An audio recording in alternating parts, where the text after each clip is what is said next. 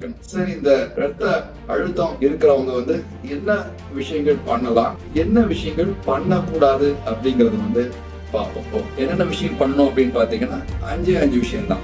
Number 1 diet, number 2 exercise, ideal body weight maintain பண்றது, stress reduction பண்ணணும், ரெகுலரா BP check பண்ணி மெடிசின்ஸ் தேவை இருக்கிறவங்க மெடிசின்ஸ் போடணும். அடுத்தது எந்த விஷயம் பண்ணக்கூடாது அப்படின்னு பாத்தீங்கன்னா சால்ட் நிறைய எடுக்கக்கூடாது, ரொம்ப முக்கியம். நம்ம சவுத் இந்தியன் ஃபுட்ல பாத்தீங்கன்னா ஜென்ரலாவே சால்ட் நிறைய எடுக்கக்கூடிய பழக்கம் இருக்கு. ஊறுகாய், அப்பளம், கருவாடு, சிப்ஸ், மிக்சர், இந்த மாதிரி ஃபாஸ்ட் ஃபுட்ஸ் இதை கண்டிப்பா அவாய்ட் பண்ணணும். ஃபேட் நிறைய உள்ள ஃபுட்டை கண்டிப்பா அவாய்ட் பண்ணணும்.